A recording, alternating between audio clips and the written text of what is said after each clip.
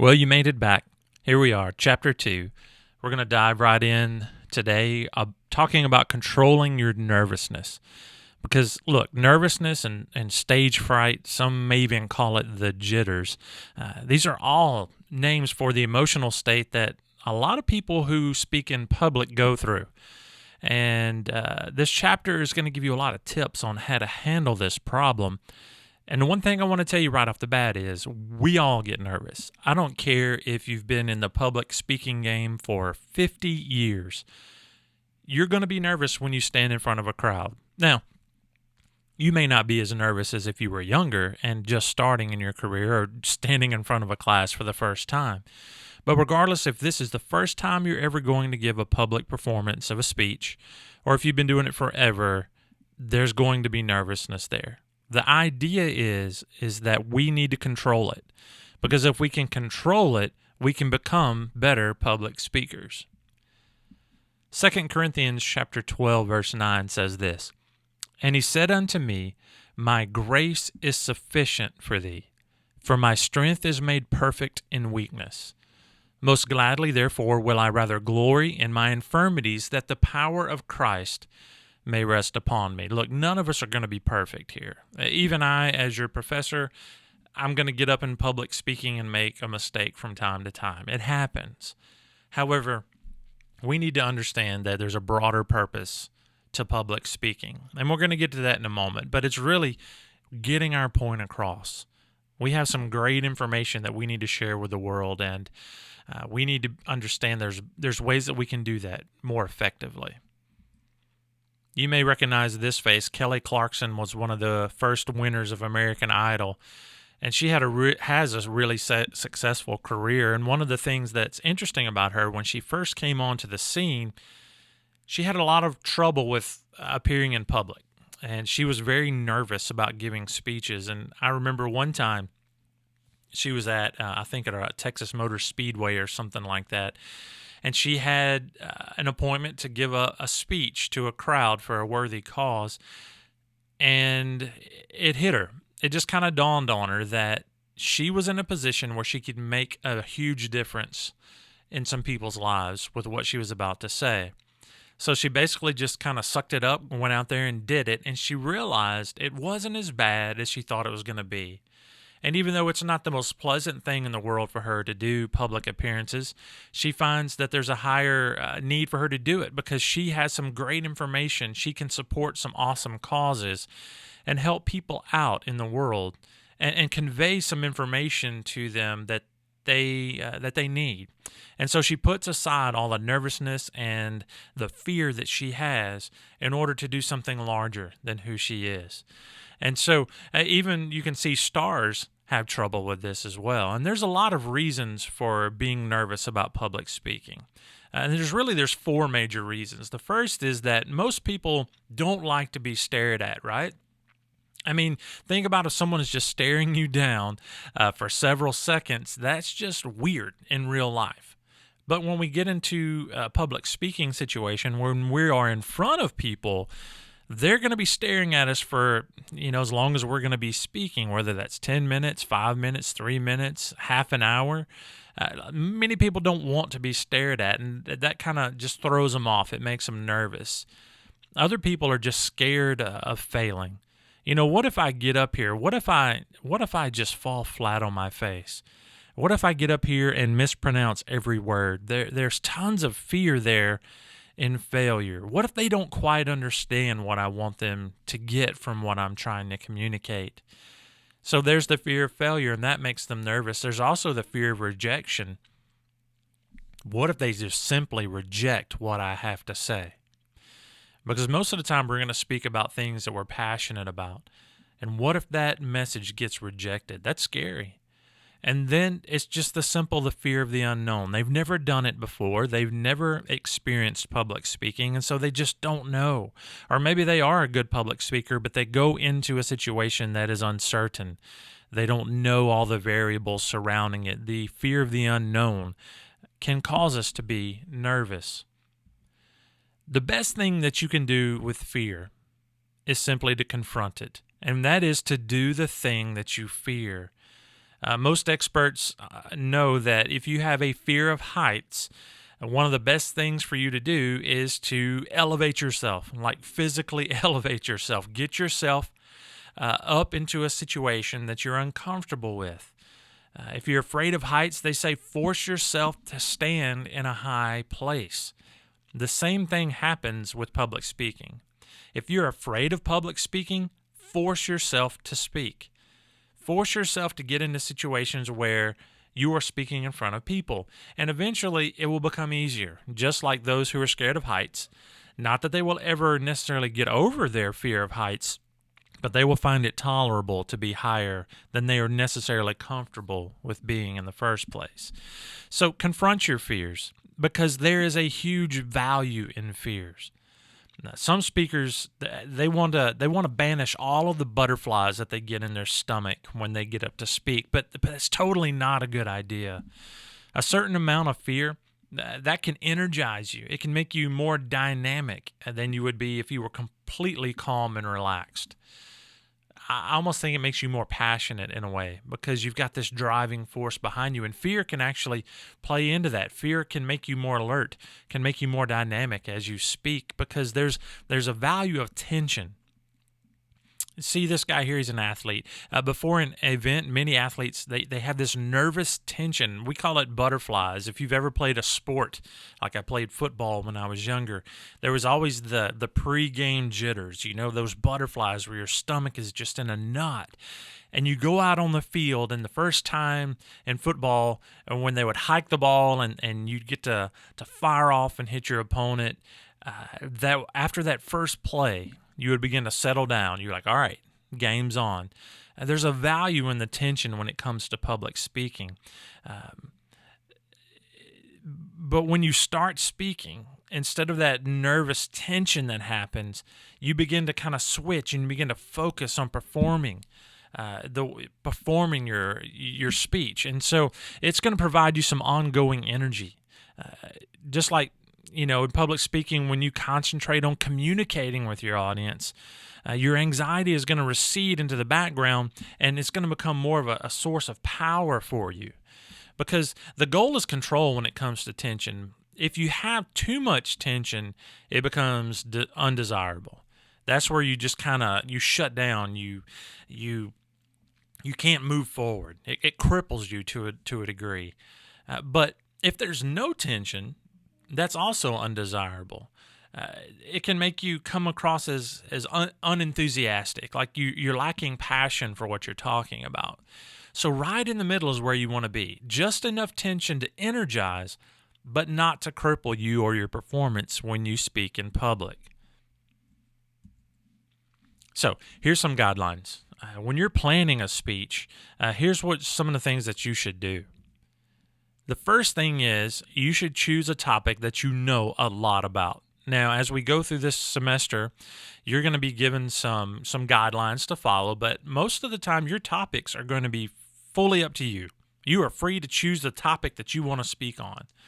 And that's good for you, because you can choose these topics that you know a lot about. So when you get to the persuasive, when you get to the informative speeches, you're going to have free reign, and you're going to choose something, hopefully, that you're really passionate about, because when you're passionate about it, the research comes easy because you're already interested in the topic, and the passion that you have for that topic is going to come across to your audience.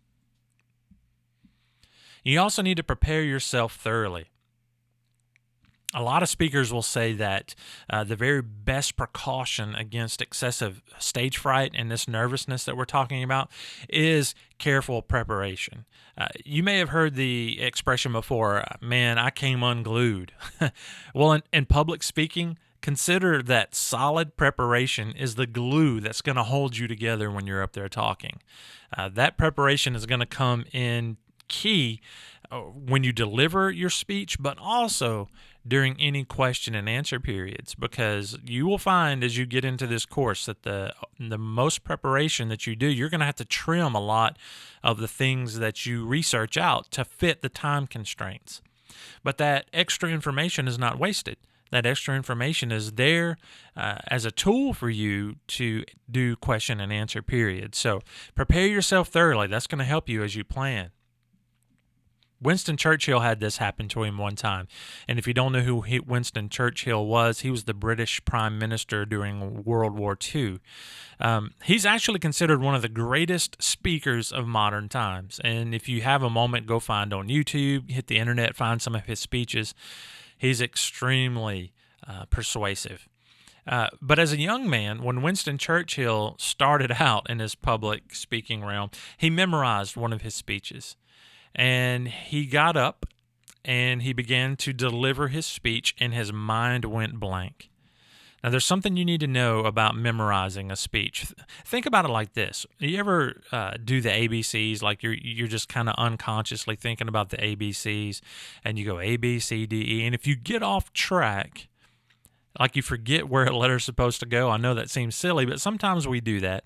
What happens? You have to go back and start over, right? A, B, C, D, E, F, G, A, B, C, D, E, F, G, H, I, J. Okay, I got it now. See, you see how that works? Like, once you memorize something, it becomes rote. But if you lose your place as you're speaking in public speaking, a lot of times the only recovery method we have is to go back and repeat ourselves so that our mind is jarred, that we remember everything from that point on. Winston Churchill found this out the hard way, because he got up and he forgot where he was in his speech that he had memorized. And he had to sit down because he was embarrassed and he was full of shame because he could not recover. And he vowed never again to memorize a speech. Never again did he ever memorize a speech. And that's coming from one of the greatest orators ever. Never memorize your speech. So don't think that's going to be one of the things I encourage you to do. Never memorize your speech. We're going to teach you how to do it with notes, with thorough preparation, with being visually reminded from your visual aids. We're going to teach you all that this semester, but don't memorize your speeches. Another thing you need to do is imagine yourself giving an effective speech. Many speakers will say that in the days before a speech, they imagine themselves doing well, and that actually helps them to give a much better speech.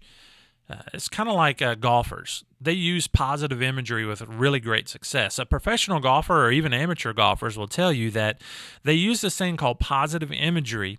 And what that is basically is just before swinging, they imagine themselves hitting the ball with the right amount of force and watching it go straight into the cup.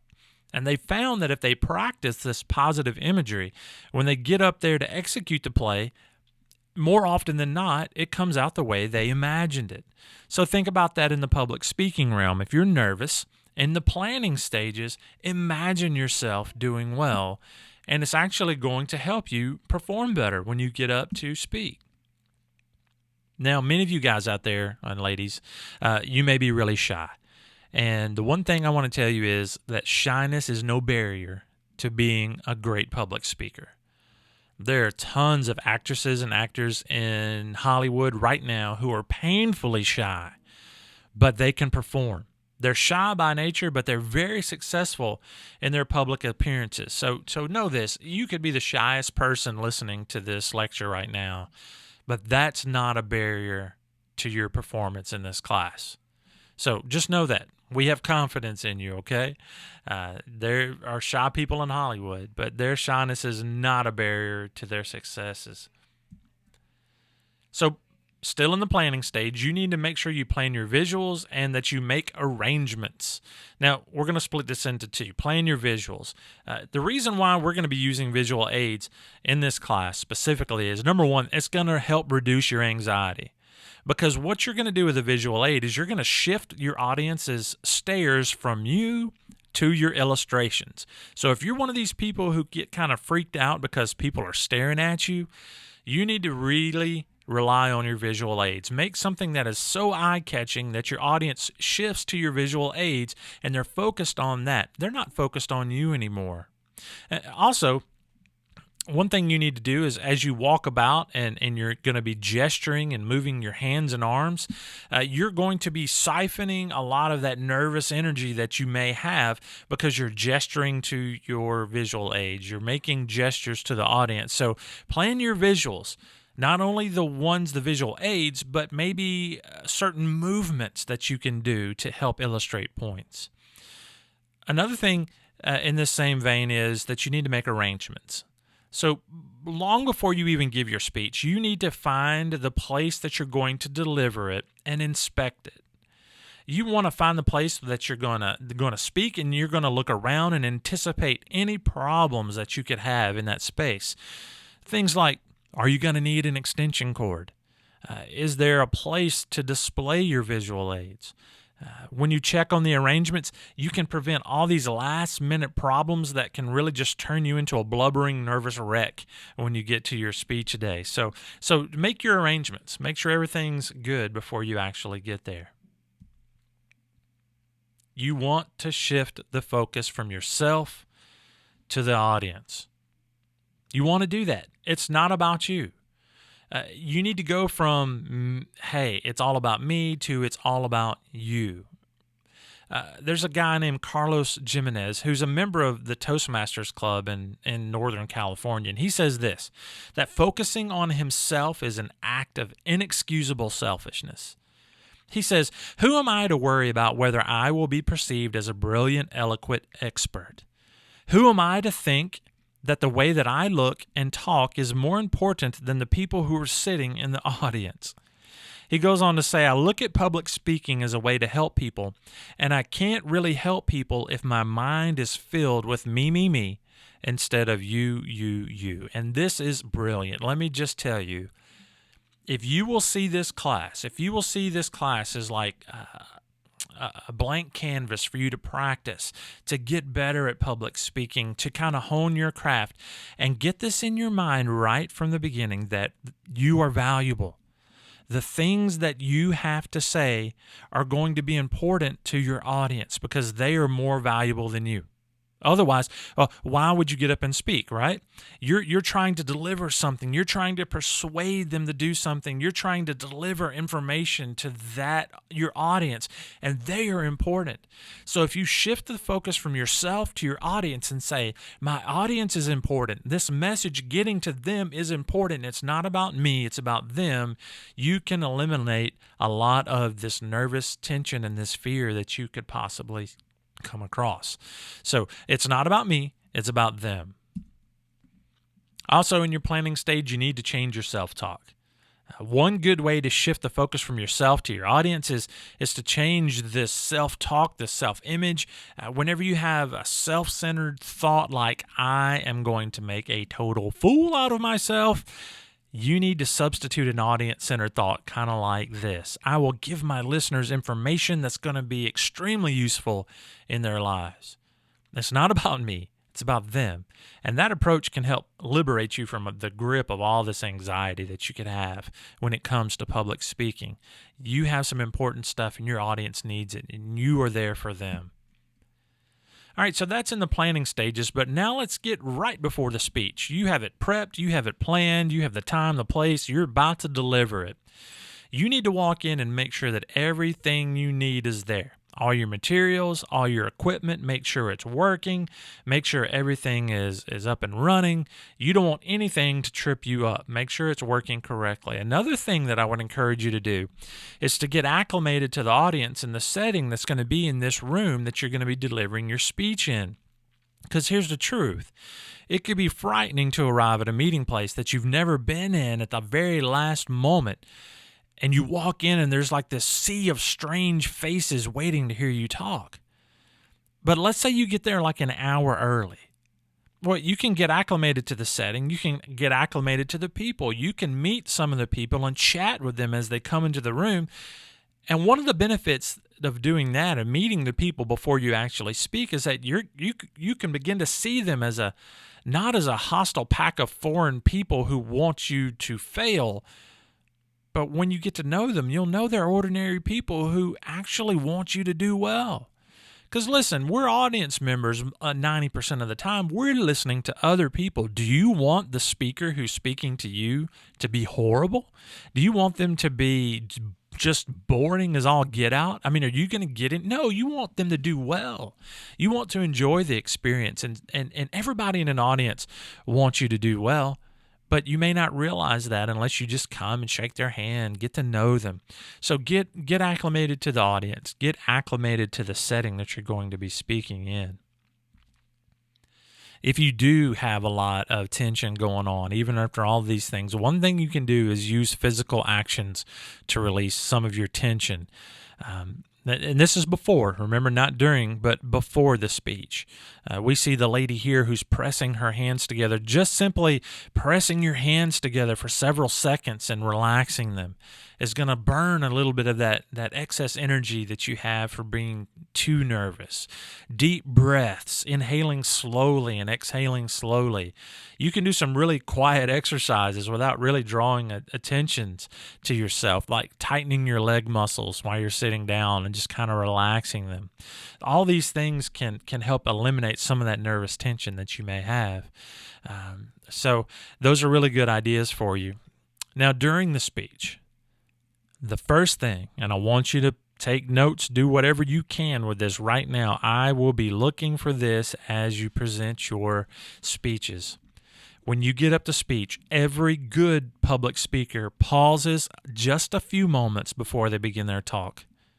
Now, this silence is going to be effective for 4 different reasons. The first thing is it's dramatic. Okay, it's going to be building up the audience's interest and their curiosity. There's nothing like waiting for the speaker to talk, right? What are they going to say? What are they going to lead off with? Are they going to be funny? Is this serious? There's a tension that gets built up, this dramatic tension for the audience. The second thing is this. If you pause just for a couple of moments, it makes you look poised and it makes you look like you're in control. Even if inside you're falling apart and you're nervous as all get out, that pause is going to help you look poised. But that pause, the third thing is, it's going to calm you down. Never walk up to a podium, never walk up into the front of a group of people to start speaking and start speaking immediately. No, I'm not telling you to wait 10, 15, 20 seconds. People are going to worry if you're okay. But just 2 or 3 seconds of a brief pause is going to help you. Not only is it going to build dramatic tension, it's also going to help you look poised. It's going to calm you down. And the last thing it's going to do, the fourth thing, it's going to give you a chance to look at your notes. And you can get those first 2 or 3 sentences of your speech firmly in your mind before you start delivering them. And then simply you just look up and you start talking. So pause a few moments before you start speaking. And also during the speech, I don't want you to think of this as a performance, okay? You're not performing for an audience. Instead, you're communicating to an audience. And that's one thing you're going to have to understand is that there's a difference between performance and communication. If you think this way, the focus is on yourself if you're thinking about performing. And you end up worrying about how you are performing. But if you're thinking about communication and you're thinking about the listeners in front of you, you're going to be focused on reaching them and you're going to end up speaking conversationally and looking directly at the audience. Your nervousness is going to stay under control because you're focused on them and not yourself. Now look, here's the truth. We all, remember I told you, even professionals, we all get nervous. I have a confession. I have a problem that when I get extremely nervous, especially in large groups of people, I begin to shake. I do. I have the shakes, and maybe you're that same way. But here's the thing. Know that most symptoms are not going to be seen by the audience, okay? We may feel like we are shaking, like an earthquake is going on, or we may feel like we are sweating and we need a towel to mop up because there's a pool of sweat on the floor. I don't know, don't want to gross you out, but we all have things that we do when we're nervous. But the audience really doesn't see that, okay? Most symptoms are not going to be seen. And so if they're not aware of them, that's going to help us out. Because they're not aware of them, we don't have to mention that we're nervous, or we don't have to apologize for being nervous. So never mention that you're nervous. Never apologize for being nervous. Think about this. Most speakers are going to be nervous. And if you do things like you start apologizing for it, like, I'm so sorry, I'm so nervous, my hands are shaking, guess what the audience is going to be looking at for the next few minutes? You guessed it. They're going to be looking at your hands, right? They're going to be looking at your hands, of course. All this attention is going to make your hands shake even more. So instead of calling attention to your nervousness, Focus on the really important thing, and that is your message. I found over the years, time and time again, if you start a speech off very nervous, once you get into the meat of what you're trying to communicate, that nervousness subsides. The unseen symptoms that you think are so just visually in their face, they go away, and you are able to effectively communicate. The goal here is to control it, right? Not to get rid of nervousness, but to control it. And you're going to be able to do that by simply practicing it over and over and over in this class. So, yeah, look forward to it. It's going to be fun. Now, we have this really weird thing that we do as humans. Like if you and I are going to be speaking one-on-one, face-to-face, there's a lot of more nonverbal interaction that occurs. The smiling, the raising of the eyebrows, the nodding, the laughing. But this weird thing happens when we get into like groups and we begin to give a public speech in front of a group of people. When people are listening to a speech, we kind of go blank. We have this kind of blank face that we wear. And as a speaker, that can really throw you off when you look across the sea of faces that you're speaking to, and there's this like blank stare on everybody's face, because you begin to question yourself like, all right, am I reaching my audience? Is this boring? Are they upset at what I'm trying to say? Look at this lady here. Is she displeased with what's going on? No, she's really not. Because guess what? These stony faces are just the way that we wear when we're listening to someone speaking. Now, that gives you an incentive to be a better listener of speeches, right? How do you deal with these stony faces when you're up speaking and you see this glazed over look? Well, number one, just remind yourself that your listeners want you to succeed. No one wants you to fail. They hope you're going to give them a worthwhile message. And if you're lucky, when you're looking across the group of people you're speaking to, you can find 2 to 3 people who are really loving your speech, and they're nodding in agreement. Maybe they're giving you some looks of appreciation. Maybe they're smiling. Well, guess what I'm going to do, and what I encourage you to do? Let your eyes go to those people frequently.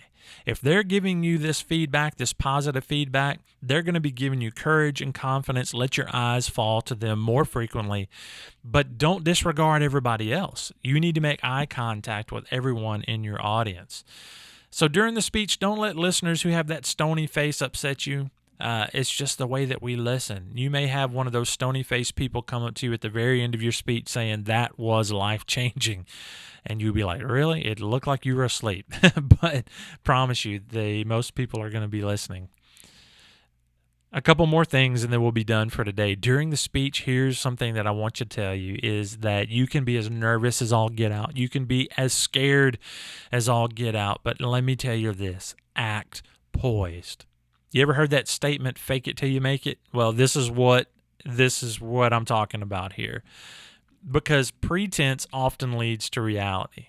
If you get up and you act poised, even though inside you're a nervous wreck, you're going to come across as poised. If you walk up and you pretend to be confident, you're going to come across as confident. And the more you do public speaking, the more confidence you will gain, to the point that you don't have to act anymore. You don't have to act because you are confident. You don't have to act anymore because you are poised. So no matter where you are in public speaking, you can act poised, because this pretense, people are going to perceive it as real. During the speech, you can also eliminate a lot of your excess energy by doing things like walking about. And now, I'm not talking about running a marathon in front of a group of people you're speaking to, okay? We've all seen people who pace as well, just methodically back and forth, back and forth. That's not what I'm talking about. But in a speech, you are free to move, especially if you have, like this gentleman, a handheld microphone. that you can move to the front of the stage, you can move to the back of the podium, back in front of the podium, you can move to the left of the podium, you can do whatever you need to do to move. Another thing that I would encourage you to do is use gestures. Look at his right hand. He's making gestures. This is going to eliminate some of this excess energy. But here's one of the things. Make sure that you don't pace aimlessly. Okay? If you're going to move, do it with a purpose. All right, and the last thing, you're not going to be perfect. Oh, especially at the beginning of the semester when we start speaking and you start recording yourself and you start doing this in front of groups of people, you are not going to be perfect. Just go ahead and accept that. It's okay, because this is a safe class. We're not going to say anything horribly to tear you down. We're here to see you become a better public speaker. So know that you're not going to be perfect at the beginning. And the second thing I can tell you is just welcome this experience. If you're an inexperienced speaker, just know that you're going to learn to control your nervousness as you get more and more practice in public speaking. This is going to help in this class, but it's ultimately going to help in your career. And if you keep that in mind that, hey, this is tough, this is only a semester, but this is going to help me through the rest of my career, no matter what it is. You should welcome this experience as a way to kind of grow you professionally, to grow you personally. It's going to stretch you in ways that you didn't think you could be stretched. But at the end of this, you're going to be like, wow, I did it. And we're all going to celebrate with you. All right? So remember this. It's about nervousness, but it's really about controlling that nervousness.